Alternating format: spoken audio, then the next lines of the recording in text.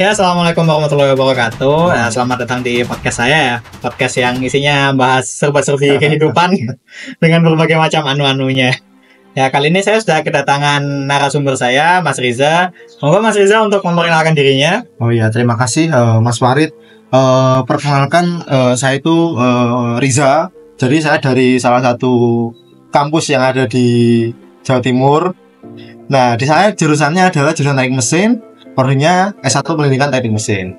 Pendidikan teknik mesin ya Mas, Iya, bukan iya. teknik mesin murni. Bukan, dari pendidikan, Mas. Berarti SPD terus belakangnya ada T-nya gitu. Iya. Oh iya, berarti sama kayak teman saya juga gitu ya, teknik mesin SPDT. Saya, oke. Pengalaman berarti kan sudah lulus ya Mas ya? Sudah, alhamdulillah. Alhamdulillah. Nah ini kalau udah lulus agak enak ini tanya. Kalau belum lulus nih mau tanya-tanya agak sungkan Masnya. Jangan. Masuk dulu angkatan berapa Mas? Saya dulu masuk angkatan 2017. 2017. Iya. Lulusnya kapan? Kemarin. Enggak. Oke. Saya lulusnya tahun kemarin 2021 itu sekitar bulan Juni. Juni. Iya. Tepat waktu ya berarti. Alhamdulillah tepat waktu. Alhamdulillah tepat waktu.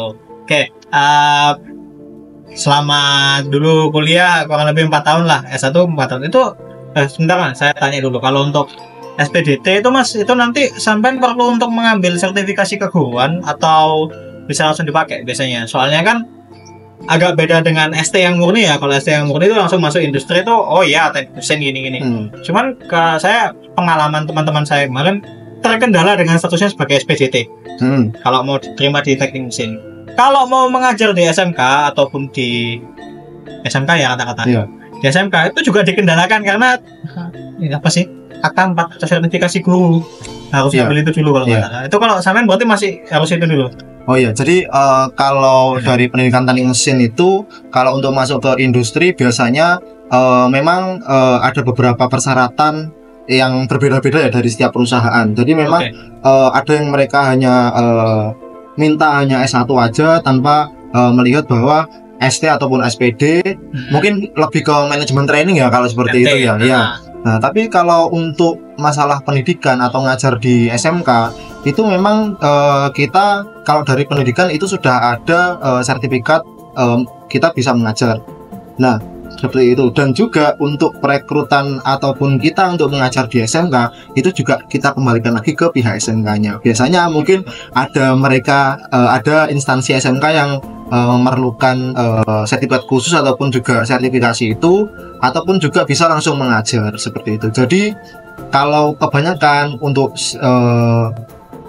SMK yang swasta biasanya dia lebih mementingkan kayak skill, kualifikasi lah. Ya, seperti itu daripada administrasi. Bukan administrasi. Iya, Oke. itu. Berarti memang normalnya kalau untuk ngajar SMK perlu apa ya? Kalau dulu sih bilangnya akta 4 Mas, nggak tahu kalau sekarang ini apa. Zaman saya muda dulu bilangnya akta 4 itu untuk sertifikasi keguruan dari ilmu murni. Makanya kan saya ini kan karena kadang kan kita ada teman-teman kita, adik tingkat kita, atau mungkin audiens di video ini nanti juga akan berpikir ulang gitu loh. Mereka mau masuk ke teknik mesin, mau masuk ke teknik mesin yang murni atau pendidikan teknik mesin. Atau mungkin Masnya bisa menjelaskan bedanya yang teknik mesin murni dan pendidikan teknik mesin. Oh ya, mungkin saya jelaskan secara umumnya aja ya. Kalau secara umumnya banyak sekali perbedaannya, Mas. Oke, berarti ini ya di antara lain perbedaannya banyak. Jadi antara yang pendidikan teknik mesin dan teknik mesin. Jadi pilihlah jurusan Anda yang tepat. Jangan sampai salah jurusan. Yang penting ada bau mesinnya. Jangan sampai seperti itu. Ayo, monggo Mas. Ya, jadi memang antara prodi S1 pendidikan teknik mesin sama S1 teknik mesin memang bedanya memang sangat-sangat jauh ya Mas ya. Jadi kalau dari segi teknik mesin murni, jadi untuk teknik mesin murni itu calon mahasiswa memang dituntut untuk lebih ke riset. Riset ya. Nah, lebih ke riset. Sedangkan untuk yang pendidikan teknik mesin itu bagaimana kita menjalankan hasil riset yang sudah ada untuk diterapkan ke calon kita yang akan kita ajar. Jadi memang basicnya untuk keguruan. Jadi dari teori-teori yang sudah ada kita terapkan, kita transfer ke siswa kita. Beda kalau teknik mesin. Jadi teknik mesin itu menemukan suatu teori di mana yang nanti yang bagian eksekusinya itu adalah anak pendidikan teknik mesin. Oke, berarti anak teknik mesin usul, anak pendidikan teknik mesin mengaplikasikan. Nah, ya. Kasarnya seperti itu ya. Kalau untuk detail teknis akan jauh lebih banyak dan video ini akan terlalu panjang kalau untuk menjelaskan satu persatu. Iya. Oke ya, tadi sekedar perkenalan awal.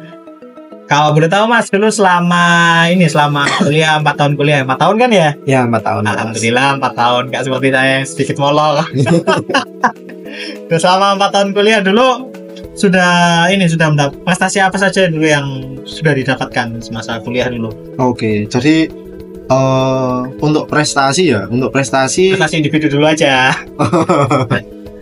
Jadi untuk prestasi individu, kalau untuk yang selama mau masuk kuliah, saya baru dapat prestasi individu itu waktu SMK, Mas. SMK. Iya, jadi SMK. Oh, dasarnya dulu masuknya SMK ya? Iya, saya SMK emang murni teknik mesin, Mas. Jadi SMK-nya murni teknik mesin, lanjut ke pendidikan teknik mesin. Oke. Seperti itu. Jadi untuk prestasi yang pernah saya dapat ketika di SMK ini, saya menjadi kandidat 10 terbaik lulusan SMK.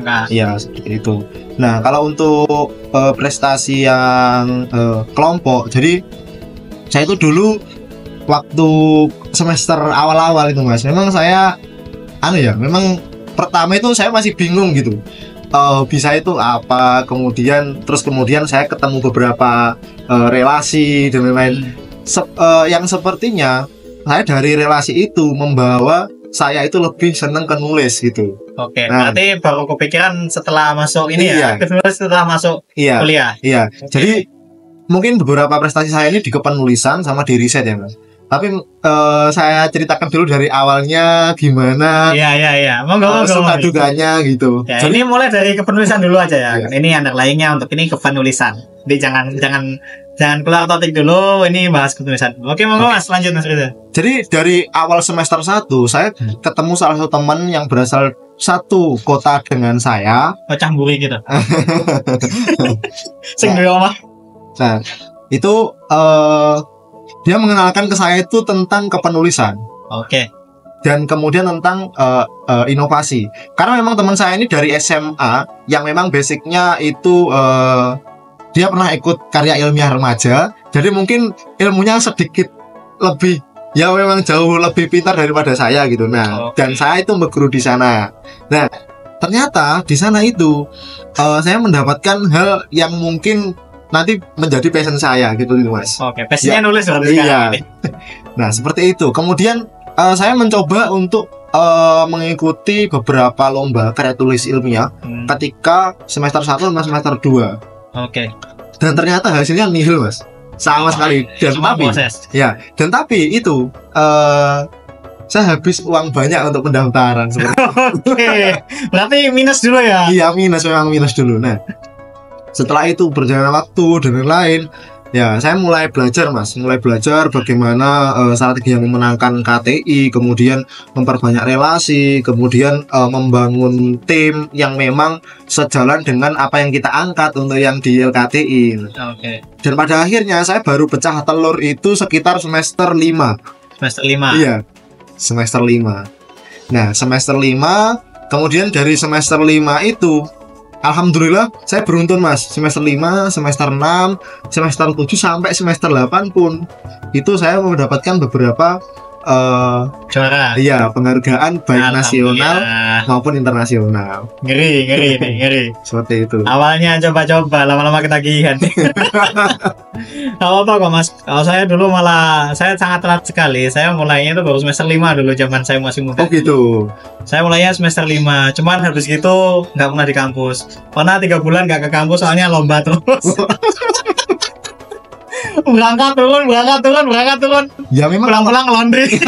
Ya kalau memang udah suka, kadang Mas ya, prioritas yang diawalkan itu memang yang buat prospek untuk kita ya. Ya, kalau saya dulu prinsip saya itu saya ikut lomba bukan untuk cari gelar, enggak. Iya. Gelar itu bonus, intinya buat cari relasi. Makanya ketemu kayak ya ini yang dorong kamu supaya nulis. Ini juga ketemunya dulu di lomba. Termasuk ketemu kamu kan awalnya juga di lomba juga.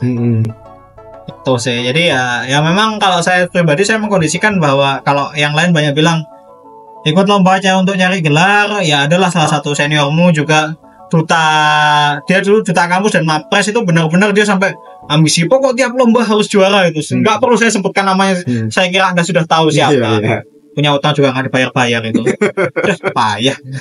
Nah, kalau itu memang orientasinya bahkan sampai semesternya udah offset, masih ikut-ikut lomba dan masih ngejar juara. Aku bilang astagfirullahaladzim, ingat umur.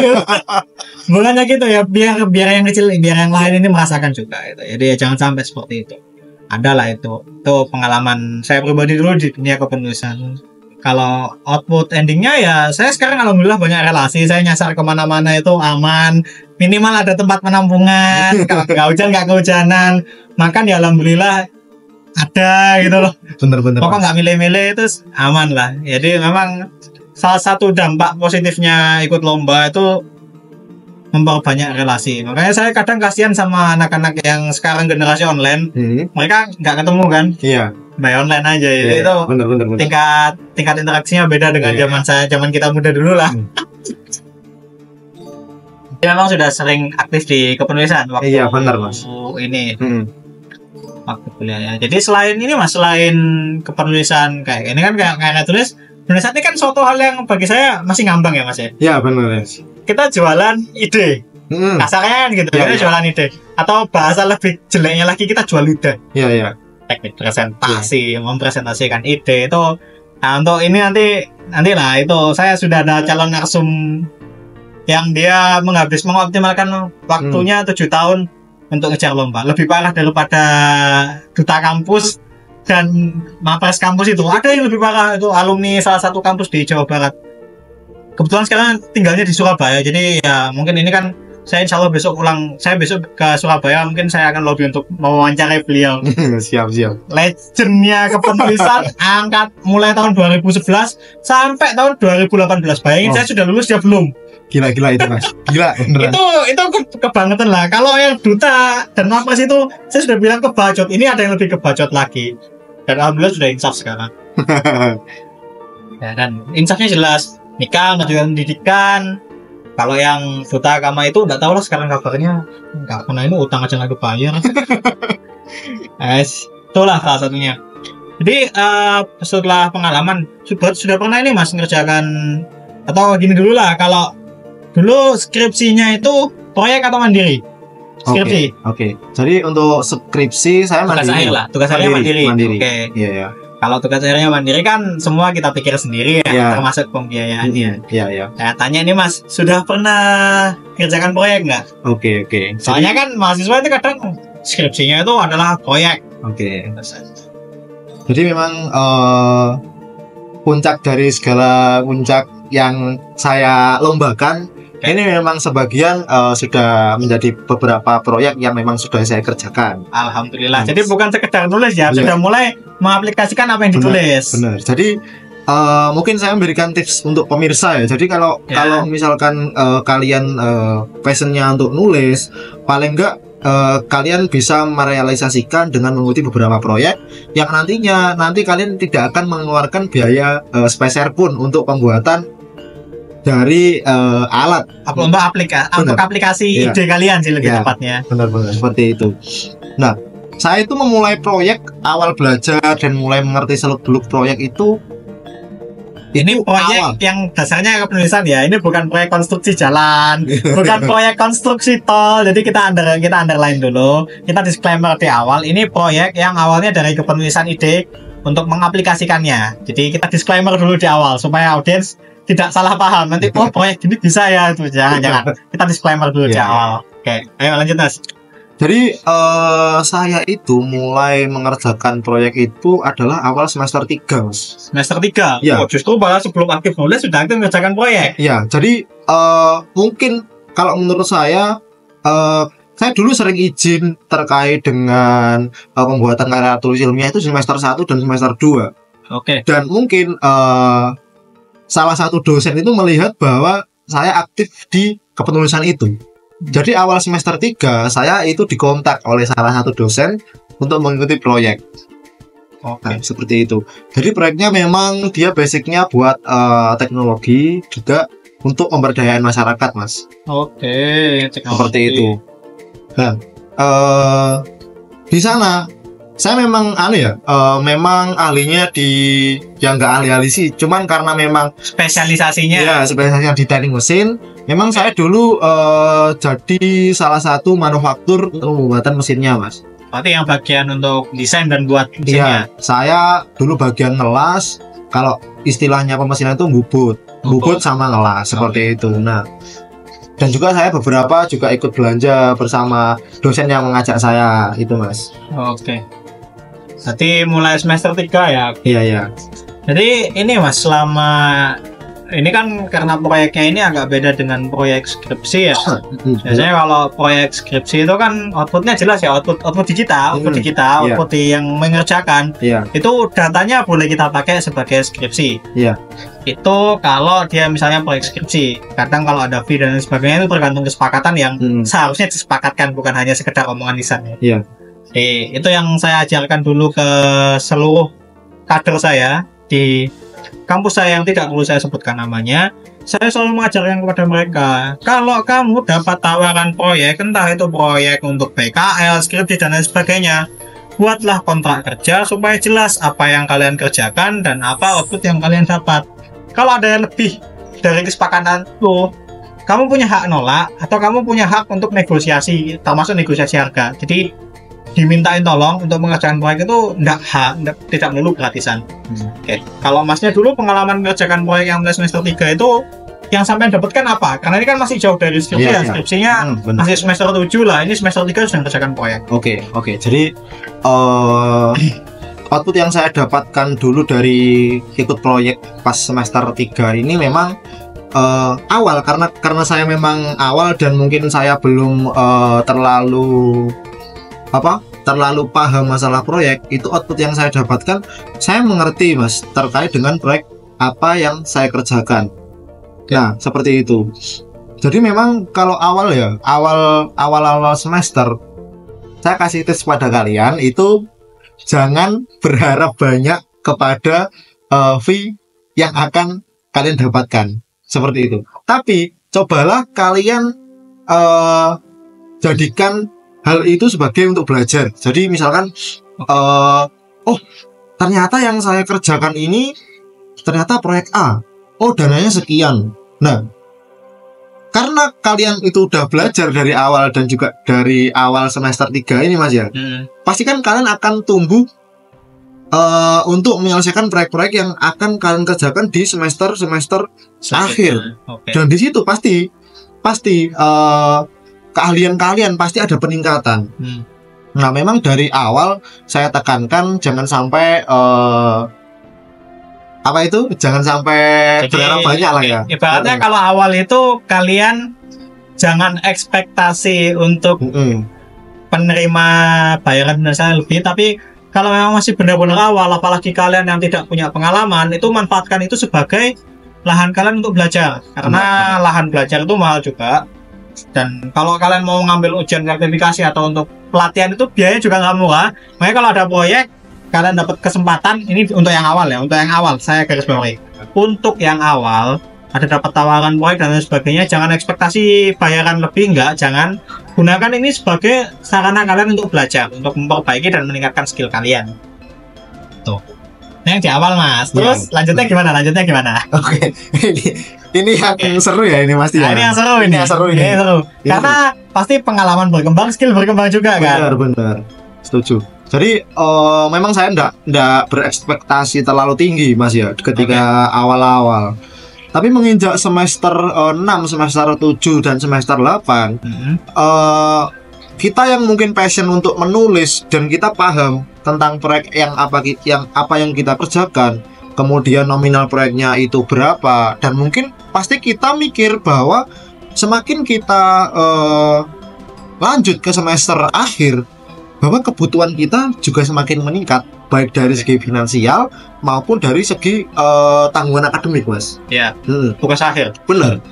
Jadi memang di akhir semester saya menekankan bahwa ketika kalian itu mengerjakan sebuah proyek, pastikan output yang kalian dapatkan ini tidak hanya cuma satu aja, tapi ada beberapa. Oke. Ya, seperti itu.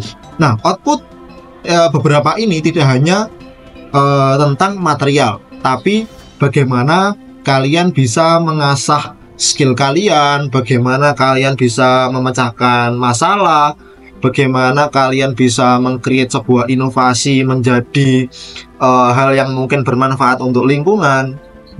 Nah, itu memang harus benar-benar kalian dapatkan ketika kalian mengerjakan proyek. Jangan sampai kalian itu mengerjakan proyek tapi wasting time, Mas. Oke, ini sekedar jadi tukang ngelas tok bangno ya wis mari. Ya, benar. Oke, Jadi siap. jangan sampai seperti itu. Nah, kemudian saya berlanjut proyek itu dengan dosen juga di semester 6 sampai 7. Memang kita sudah beberapa ya. Jadi saya tekankan Jam terbang proyeknya udah cukup lah ya. iya, jadi seenggaknya jam terbang proyeknya udah cukup, kemudian kalian sudah menguasai beberapa hal, Skillnya juga sudah cukup skillnya udah cukup mumpuni. mumpuni, bener. Sama juga kalian harus mengerti istilah. Jadi tetap ya di proyek itu ada dark setnya juga. Oke, sisi gelap proyek. Iya. Jadi dark setnya itu adalah ada salah satu yang dia itu pasti akan menjadi musuh dalam selimut, Mas. Oke, benalu lah ya, Iya, tumor. benar. Nah, dark setnya seperti itu. Nah, mungkin ya itu hal sepele, namun ketika itu terus dibiarkan, yang awalnya kalian bahkan bisa mendapatkan output lebih dari satu, kalian akan pastinya wasting time, Mas. Oke, Pasti. cuma jadi kacung. Benar. Oke, bisa dijelaskan dikit nggak, Mas? Kayaknya ini menarik ini.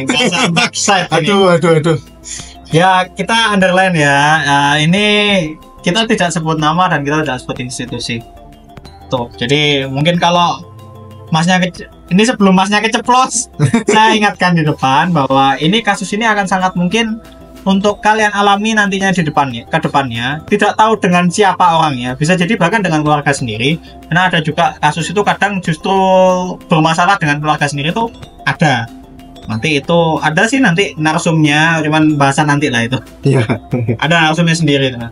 Ya, mungkin bisa diceritakan dikit Mas kalau berkenan ya. Iya. Kalau nggak berkenan nggak apa-apa sih. Iya. Kita langsung skip ke tema berikutnya kalau nggak berkenan.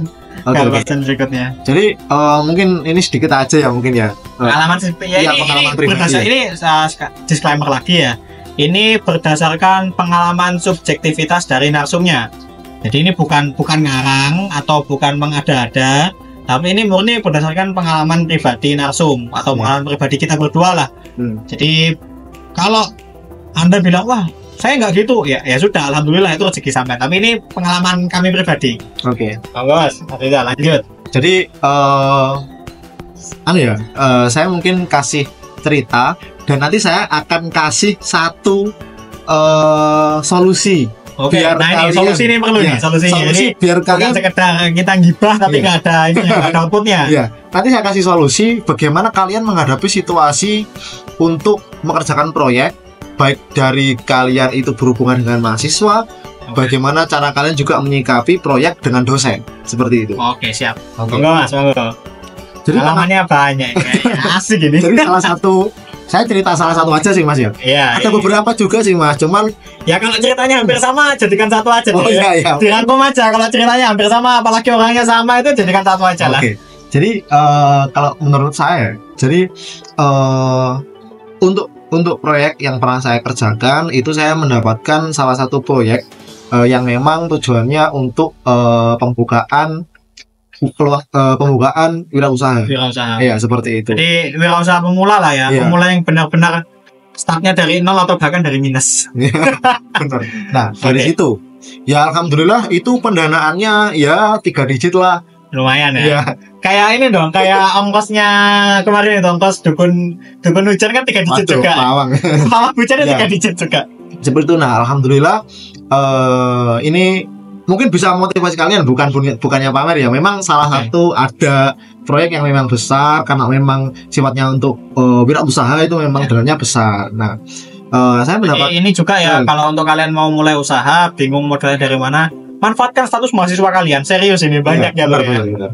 Nah, lanjut Mas. Oke, seperti itu. Nah, saya alhamdulillah dapat pendanaan pembukaan wirausaha. Oke. Nah, seperti itu. Udah mulai. Ya, benar. Ya, memang ketika saya dulu meng-create inovasi yang saya Untuk kerjakan lomba. seperti itu, Nah. itu memang sumbernya memang dari lomba-lomba yang sudah saya pernah kerjakan dan juga salah satu tugas perancangan mesin saya, Mas. Oke, berarti berawal dari tugas perancangan mesin, itu bisa berawal dari tugas ya, tugas kuliah, itu bisa digunakan kalau mau dipoles dikit bisa digunakan untuk proposal lomba. Kalau mau dipoles dikit bisa jadi peluang usaha. Benar. Jadi itu ya, kita ini harus oportunis, jangan hanya menggantungkan dari peluang pekerjaan yang ada, nunggu open recruitment atau apa, enggak, kita harus oportunis, kita memperbaiki skill usaha gitu. Kalau misalnya memang nanti rezeki kita di kantoran itu ya sudah, mungkin rezeki kita di sana, tapi kita harus memperbaiki skill kita juga, karena memang skill itu nanti juga dipakai kok walaupun di tempat kerja. Ya, benar. Lanjut Mas. Oke, dari situ saya menulis proposal itu tahun 2020, Mas. Oke. Ya, menulis proposal 2020, prosesnya juga panjang dan dulu sempat saya hampir pesimis itu katanya mau dibatalkan dan ternyata akhirnya boomnya tahun 2021, Mas. Goal ya. Ya. Ah. Goalnya 2021 akhir pas saya semester ya setelah lulus selang Oke. 1 semester itu ada pengumuman. Tapi kan nggak apa-apa, soalnya ketika input masih mahasiswa kan. Ya, benar. Nah itu statusnya mahasiswa ketika input. Input saya masih mahasiswa. Oke, dari situ saya memang dulu banyak dimentori oleh beberapa teman saya dan juga ada salah satu mentor yang ada di universitas saya. Oke. Nah, di situ ya saya berkonsultasi, kemudian saya bertanya-tanya, kemudian mungkin saya diarahkan, terus sampai saya itu dikenalkan oleh beberapa relasi, dan itu memang sangat-sangat membantu sekali gitu, Mas. Nah, seperti itu. Dan juga saya mempunyai memang hutang budi kepada beliau yang sudah membantu saya untuk awal bisa memudahkan dari segi administrasinya ya, Mas ya. Oke, administrasi ya. Iya. Karena itu juga faktor penting sih. Iya, iya. Kelihatannya simpel tapi itu luar biasa itu Oke. pentingnya. Terus kemudian, Mas ya, dari itu ya alhamdulillah saya lolos. Kemudian ini alhamdulillah sudah sedang dalam proses pengerjaan. Tapi memang kalau memang kita berbicara bisnis, Mas ya, kita pasti akan mempelajari terkait dengan hal-hal seperti legalitas, Iya. kemudian proporsi kerja, kemudian ada lagi kayak pembagian saham dan juga proyeksi kedepannya bisnisnya ini mau dikemanakan, seperti itu, Mas. Planningnya, micro planning 5 tahun ke depan. Iya, Terus aspek teknis ya, aspek legal, aspek haki juga itu nanti juga harus disiapkan juga sih.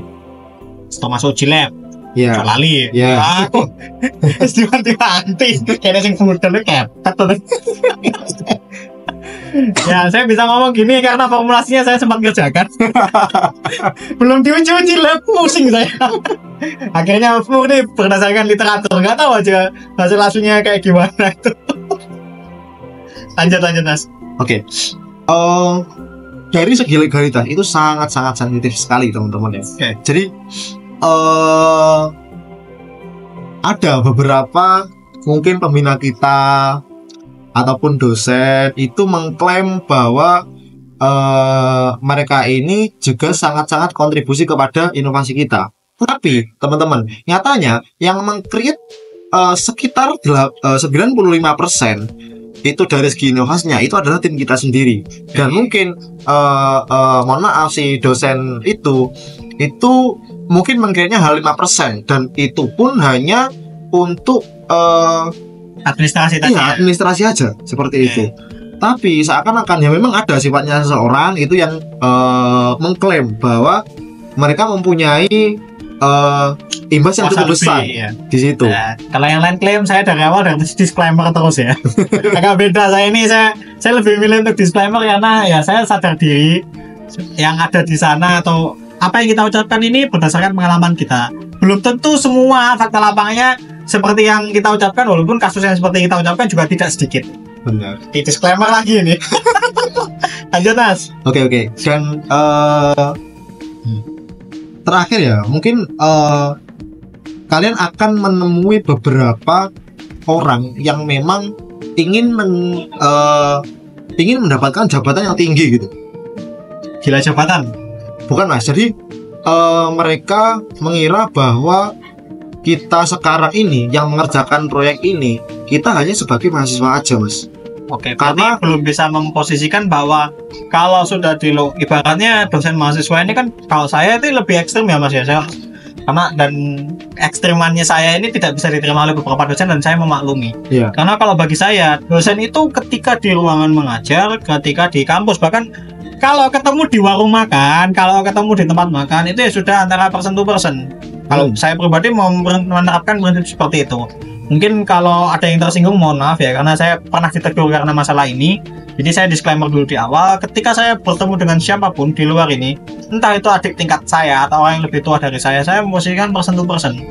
Tapi kalau memang di tempatnya, misalnya di kampus, apalagi di dalam kelas, itu iya dosen ke mahasiswa, pengajar ke yang diajar. Tapi di luar itu ya kita person to person bro. Sorry. Harusnya seperti itu sih. Oke. Saya lanjut mas ya. Lanjut. Oke. Jadi ada sebagian dosen yang mereka masih menerapkan bahwa aku dosen, kamu mahasiswa, kamu harus tetap ada di bawah saya. Ya. Seperti itu. Paham. Itu kalau menurut saya hal negatif ya. Mungkin karena itu akan bikin kita itu tidak bisa berkembang ketika kita ingin menjalin relasi kepada dosen yang memang kita akan membutuhkan ilmunya. Oke, jadi ada kayak power gap ya, karena ngelihatnya ini dosen, ini mahasiswa gini aja terus, padahal di luar harusnya gini udah. Iya. Ini orang yang punya ilmu, kita yang butuh ilmu. Ini pemberi proyek, jadi kita sebenarnya sudah pemberi proyek. Beliau ini ahli, kita konsultasi kepada ahli. Konsultan memang ada biayanya. Konsultan itu ada biayanya. Konsultan itu berbiaya. Tapi bukan berarti konsultan itu di atasnya yang memberi proyek. Tidak pernah seperti itu konsepnya. Lanjut mas. Oke. Jadi dari proyek itu ada beberapa dosen yang menginginkan ada dosen yang memang proyek dengan saya itu menginginkan jabatan yang tinggi, dan kemudian di situ hati-hati teman-teman ya. Jadi kalian kalau misalkan berproyek dengan dosen, memang dosen ini memang ilmunya jauh lebih tinggi daripada kita. Tapi jauh lebih tua juga. Iya. Agak hati-hati nih orangnya. Dan juga pastinya kalian harus tetap hormati pendapatnya mereka, tapi tidak serta-merta kalian wajib gunakan. Nah, jadi kalian harus bisa memilah dan memilih statement dari dosen terkait dengan proyek yang kita kerjakan. Yang pastinya proyek ini bisa berkembang untuk kedepannya, mas. Seperti itu. Tapi dari situ pengalaman dari apa yang beliau ucapkan, itu memang saya sudah bisa menyimpulkan gitu bahwa kadang janji manis itu kadang di akhir juga menjadi pahit, mas. Oke, ya. Mana janji manismu? Jadi kalau saya sendiri nih berdasarkan pengalaman saya pribadi, hati-hati dengan orang-orang yang ngomongnya langsung daki-daki. Benar. Pada itu kalau saya pribadi bilang, semakin nyaring suaranya itu semakin kosong, karena orang yang banyak isinya itu akan ya sudah, kamu bisa apa gini nih, oke saya bantu, judulnya kayak gitu. Bukan saya punya teman ini, kayaknya coba kamu hubungi teman saya, jangan itu.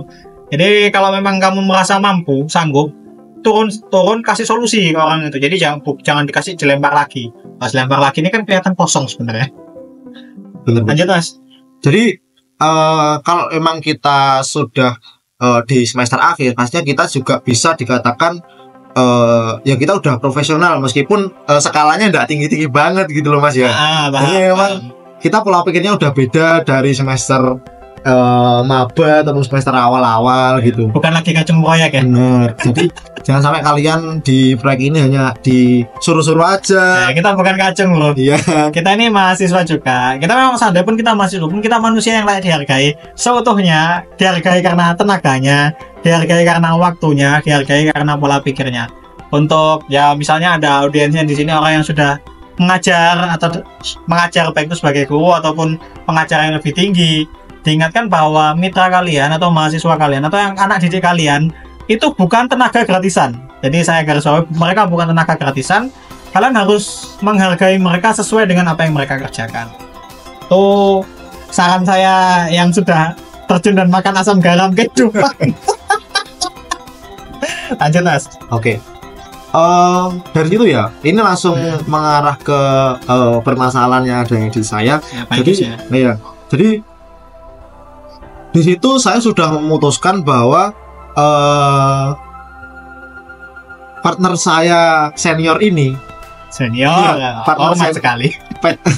partner senior saya ini memang membantu sangat dari segi administrasi. Tapi kalau kita berbicara masalah bisnis, kontribusi hanya administrasi ini bukan menjadi hal yang besar, dan mungkin kita tidak bisa tanpa beliau, kasarnya ini, tanpa beliau pun kita masih bisa mengerjakan kan sebenarnya. Iya. Ya kecuali memang ada aspek-aspek tertentu yang memang tanda tangan beliau itu berharga, dan ya pokoknya kalau bisnis ya kita hargai sesuai tanda tangan itu. Oke. Dan saya sangat-sangat menghargai sekali kepada partner senior saya ini, terkait dengan administrasi juga dibantu dan lain-lain. Tapi untuk berjalannya waktu, saya sendiri sebagai yang megang proyek dan juga saya sebagai yang bagian create inovasinya, saya melihat bahwa model-model seperti ini kayak menuntut ke hal ini, padahal fakta di lapangannya itu berbeda. Itu saya kira nanti kalau kedepannya kita buatkan legalitas yang memang dan beliau ada di dalamnya, beliau punya kebijakan, itu akan jadi masalah itu. Ya, sedangkan yang punya inovasi ini saya dan tim saya, Mas. Oke. Nah, maka saya mengambil kebijakan bahwa saya kasih beberapa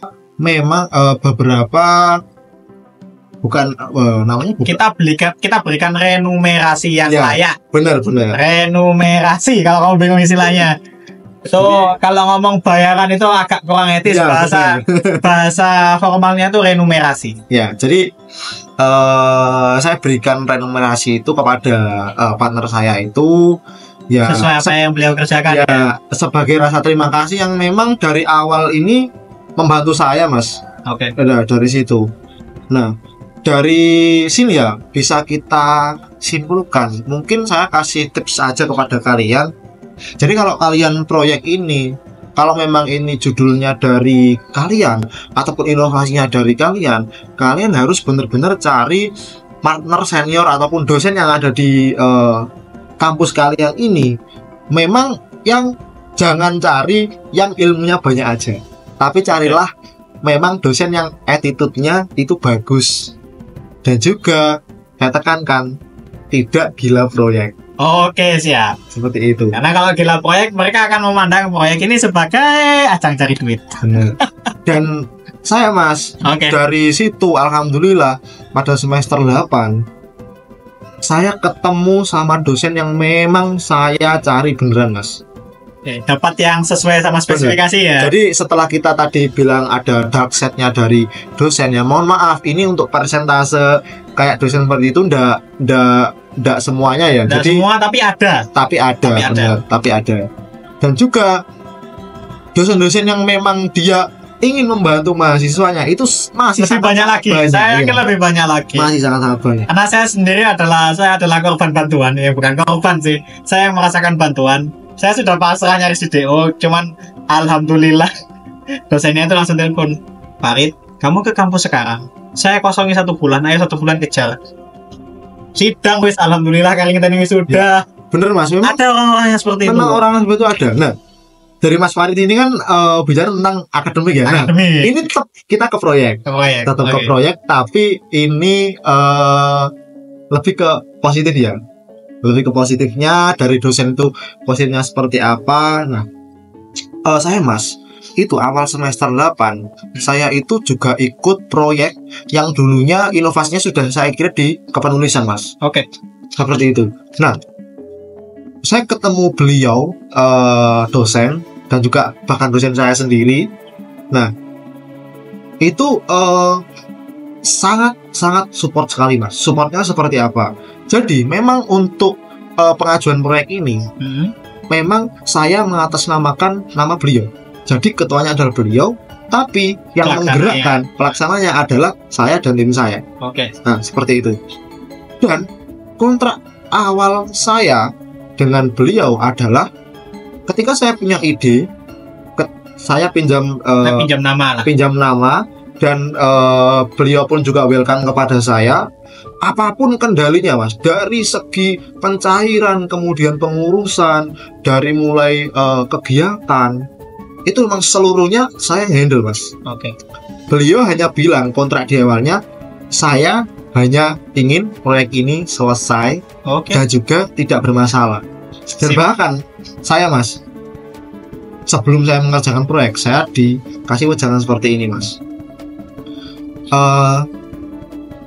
Ibu udah tahu bahwa kamu dan tim ini sudah profesional, dan saya sudah melihat beberapa potensi kalian ini dari dulu, dari mulai kalian ikut lomba, kemudian ikut proyek A, proyek B. Saya udah tahu rekodnya udah kebaca lah ya. Iya. Dan saya juga tahu bahwa mahasiswa akhir pasti akan membutuhkan yang namanya material atau finansial yang mungkin untuk tugas akhirnya lah. Benar, untuk tugas akhir itu tidak murah ya. Ya benar. Butuh biaya yang tidak sedikit. Nah, dan dosen saya yang sangat baik hati itu Mas. Alhamdulillah. Nah itu sudah, jadi seluruh kendali apapun itu saya serahkan ke kamu. Yang penting kamu harus bisa membawa nama baik saya karena nyantol nama kan. Iya benar. Nah, dari itu, dari beliau yang mungkin sudah sangat-sangat percaya kepada saya dan tim, yes, saya sangat langsung respect gitu Mas. Jadi apapun kayak permasalahan-permasalahan apapun memang harus ditable di awal, karena memang saya ini beliau sudah mempercayakan proyeknya ke saya, namanya ke saya, pasti saya juga harus tanggung jawab. Nah, seperti itu teman-teman. Jadi teman-teman akan harus selektif ya. Jadi ada beberapa dosen memang ada juga yang memang sifatnya sangat-sangat membantu kita, baik dari segi finansial maupun dari segi secara tidak langsung. Kita langsung berpikir bahwa ya kita kan yang ngelola Mas, pasti kita punya skill teamworknya kan juga semakin meningkat gitu. Ya, seiring jam terbang lah ya. Iya. Kalau boleh tahu ini Mas, ya tadi kan sempat disinggung ini ya soal legal. Proyek pertama dan proyek kedua dengan dua orang yang berbeda ini, apa ada kontrak awalnya? Untuk kalau yang proyek pertama tadi sepertinya belum ada kontrak di awal ya. Iya. Kalau yang kontrak yang dengan proyek kedua ini, apa sudah ada kontrak di awalnya? Misal di kontrak ini disebutkan bahwa beliau ini kita tumpangi sebagai namanya, sebagai penanggung jawab untuk administrasi dan lain sebagainya, dan teknisnya misalnya pihak kedua, timmu gitu, tim Anda. Sudah ada kontrak seperti itu ya? Oke. Jadi kalau untuk kontrak memang dulu belum ada Mas. Yang pertama kedua pas semuanya belum ada? Yang kedua sudah ada. Alhamdulillah. Nah, yang pertama itu, yang dark itu, itu sisi gelap. itu memang belum ada Mas. Jadi memang dari sisi keterjelasan proyeknya itu jadi apa enggak, nah itu memang belum terurus. Baru mau terurusnya ini pas berlangsungnya kegiatan. Nah jadi itu ya yang perlu digarisbawahi, sama seperti yang sudah saya ungkapkan tadi di pertengahan video ini, bahwa tetap minta kontrak di depan. Bukannya apa-apa, kita tidak punya niatan buruk kepada siapapun, baik itu ke pengajar ataupun dari pengajar ke mahasiswa, bukan. Supaya jelas di awal pembagiannya di mana, Anda menangani apa, saya menangani apa, pertanggungjawaban Anda itu di bagian mana saja, itu supaya jelas. Pause. Oke, lanjut ya. Tadi kita cut dulu karena ada suara azan. Jadi ini menjelang closing lah ya. Karena sebentar lagi kita berdua mau sholat asar dulu. Jadi sesibuk-sibuknya kita tetap ibadah itu nomor 1. Inna sholat tanha panintasya wal mungkar. Dirikanlah sholat, sesungguhnya sholat itu mencegah dari perbuatan keji dan mungkar. Jadi sesibuk-sibuknya kita, kalau Anda masih merasa umat Islam, sholat itu wajib. Oke, lanjut Mas. Ini bisa langsung. Tadi kan sudah cerita ya, plus minusnya seperti apa. Iya. Saya saya berikan closing statement bahwa pentingnya sebuah kontrak itu untuk memberikan kejelasan di awal dan pembagian kerjanya seperti apa, pembagian tanggung jawabnya seperti apa, itu dosen ke mahasiswa ataupun ini supaya tidak ini kan. Monggo Mas Riza, mungkin ada yang mau disampaikan sebagai closing statement untuk penutup podcast kali ini. Oke, terima Dan kasih. ini seumpama ada pertanyaan ya nanti tinggalkan di komentar boleh. Nanti akan kita jawab di acara podcast berikutnya. Tenang saja. Oke. Monggo, Mas. Jadi saya menekankan kepada kalian bahwa partner tim, terutama partner senior ataupun bisa dikatakan dosen ini, memang memang beliau ini ada yang membantu kita, dan juga bahkan secara tidak langsung ada yang menjatuhkan kita. Oke. Tapi dari sisi positifnya adalah semakin kalian menemukan beberapa permasalahan-permasalahan di sini, terutama kalian yang rencana nanti untuk meng-create bisnis ataupun proyek yang besar, Yang besar nanti ke depan. pasti kalian akan selektif dan juga mampu menangani hal-hal yang memang itu sudah umum terjadi seperti Oke. itu. Nah, tadi di closing statementnya Mas Riza ya. Jadi ini saya sampaikan, saya akan rangkum aja kesimpulannya. Kesimpulannya, kalian mulailah aktif menulis karena itu akan membuka banyak peluang kalian. Pertama itu, kedua, mulailah aktif untuk mencari proyek untuk memperbaiki skill kita pribadi sehingga kita layak untuk mendapatkan proyek yang lebih besar atau layak untuk mendapatkan kepercayaan. Ketiga, hati-hati soal legal. Jadi misalnya ada tawaran proyek, entah itu penelitian, entah itu proyek pengabdian dan sebagainya, segera minta kontrak di depan sehingga ada batasannya jelas. Kalau misalnya di sana disebutkan masalah soal bayarannya juga jelas. Jadi jangan sampai Anda sudah berjuang mati-matian cuma jadi kacung, gaji buta, enggak gaji buta, kalian nggak digaji malahan. Untuk menghindari hal-hal seperti itu. Jadi kurang lebih seperti itu ya, sisi gelap dan sisi terangnya dunia perproyekan di daerah kampus. Ya memang ada sih banyak kasusnya, nggak satu dua, saya sendiri juga ngalami, nanti mungkin saya bahas di lain waktu, tapi itu sementara yang dapat kami sampaikan. Terima kasih, saya tekankan lagi, bila ada pertanyaan atau ada sesuatu yang ingin ditanyakan atau didiskusikan, tinggalkan komentar saja. Oke, sekian, terima kasih, wassalamualaikum warahmatullahi wabarakatuh. Salat.